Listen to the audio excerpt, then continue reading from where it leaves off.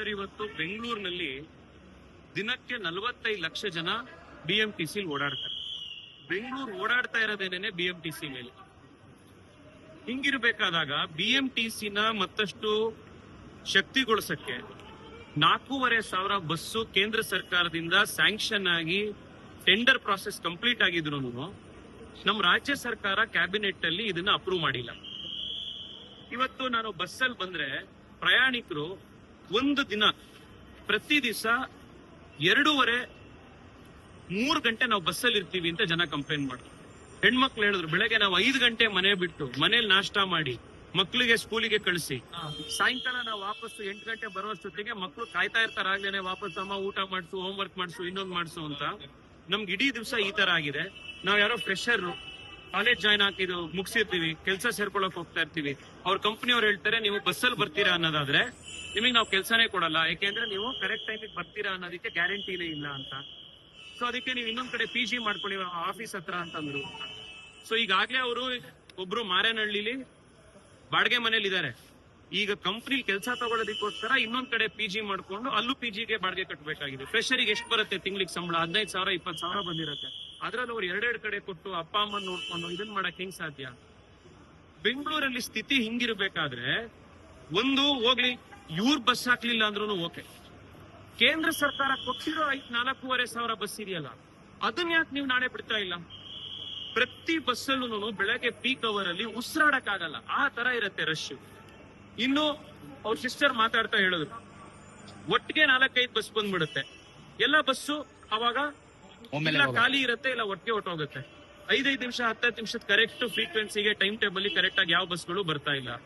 ಇನ್ನೊಬ್ರು ಹೇಳಿದ್ರು, ಬರ್ತಾ ಇಲ್ಲಿ ಬನಶಂಕರಿಗೆ ಬರ್ತಾರೆ, ಬೋರ್ಡ್ ಚೇಂಜ್ ಆಗಿ ಹೋಗ್ಬಿಡತ್ತೆ, ಶೆಡ್ಯೂಲಿಂಗ್ ಚೇಂಜ್ ಆಗೋಗುತ್ತೆ, ಬಸ್ ಅವಾಗ ಬೇರೆ ಕಡೆಗೆ ಹೊಟ್ಟೋಗುತ್ತೆ. ನಾವು ಈ ಬಸ್ ಇಲ್ಗೆ ಹೋಗುತ್ತೆ ಅಂತ ಅನ್ಕೊಂಡ್ ಬಂದಿರ್ತೀವಿ, ಯಾವುದೇ ನೋಟಿಸ್ ಇಲ್ದಲೆ ಏನು ಇಲ್ದಲೆ ಬಸ್ ಶೆಡ್ಯೂಲೇ ಚೇಂಜ್ ಆಗಿ ಹೋಗ್ಬಿಡತ್ತೆ. ಹಿಂಗಿರ್ಬೇಕಾದಾಗ ಜನ BMTC ನೆಚ್ಕೊಂಡು ಹೆಂಗ್ ಓಡಾಡಕ್ ಸಾಧ್ಯ?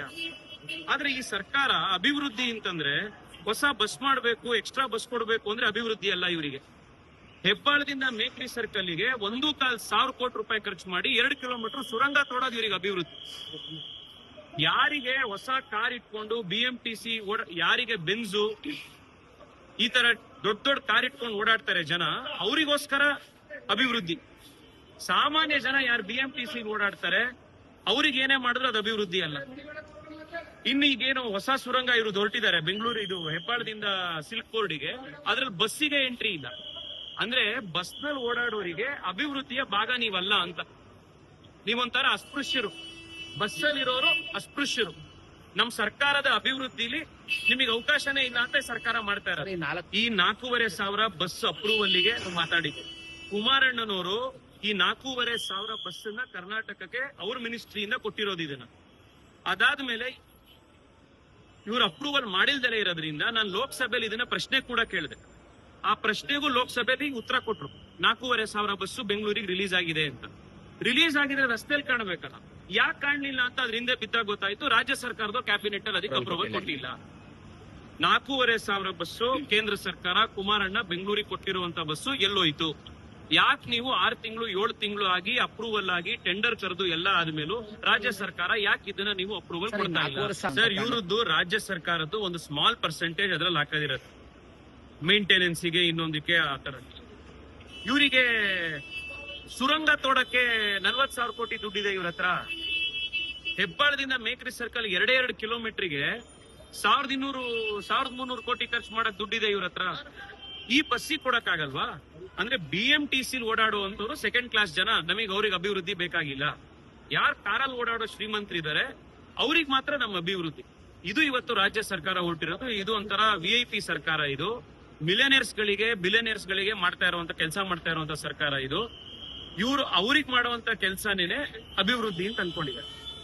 ಈಗ 4,500 ಬಸ್ ಹಾಕೋದ್ರಿಂದ ಅದ್ರಲ್ಲಿ ದುಡ್ಡು ಹೊಡಿಯಕ್ಕಾಗಲ್ಲ ನೋಡಿ.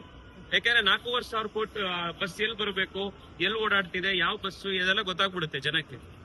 ಆದ್ರೆ ನೀವು 2 ಕಿಲೋಮೀಟರ್ ರಸ್ತೆಗೆ ಕಿಲೋಮೀಟರ್ಗೆ 600 ಕೋಟಿ ರೂಪಾಯಿ ಖರ್ಚು ಮಾಡ್ತಾ ಇದೀವಿ ಅಂತಂದ್ರೆ ಎಲ್ಲಿಗೋಯ್ತು ದುಡ್ಡು ಏನ್ ಕೇಳ್ತೀರಾ? ಈಗ 5,500 ಕೋಟಿ ಖಾಲಿ ಮಾಡಿದಾರಲ್ಲ, ಗುಂಡಿ ಮುಚ್ತೀವಿ ಅಂತ. ಈಗ ನಾನು ಶ್ವೇತ ಪತ್ರ ಕೇಳಿ ಇವಾಗಲೇ 4 ದಿವಸ ಆಯ್ತು. ನಾನು ಕೃಷ್ಣ ಬೈರೇಗೌಡರಿಗೂ ಕೇಳಕ್ ಇಚ್ಛೆ ಪಡ್ತೀನಿ, 4 ದಿವಸದಲ್ಲಿ ಶ್ವೇತಪತ್ರ ಹೊರಡ್ಸೋದಕ್ಕೆ ನೀವು ಇವಾಗ ಏನು ಪ್ರಿಪರೇಷನ್ ಮಾಡ್ಕೊಂಡಿದೀರಾ? ನಾವು 30 ದಿವಸಕ್ಕೆ ಗಡುವು ಕೊಟ್ಟಿದ್ದೀವಿ. 5,500 ಕೋಟಿ ರೂಪಾಯಿ ನೀವೇನು ಗುಂಡಿ ಮುಚ್ಚಕ್ಕೆ ದುಡ್ಡಿಟ್ಟಿದ್ದೀರಾ, ಅದೆಲ್ಲ ಹೋಯ್ತು. ಅದು ನೀವು ಶ್ವೇತಪತ್ರ ಹೊರಡಿಸ್ಬೇಕು. ಆ ಡಿಮ್ಯಾಂಡ್ ನಾವು ಬಿಡೋದೇ ಇಲ್ಲ.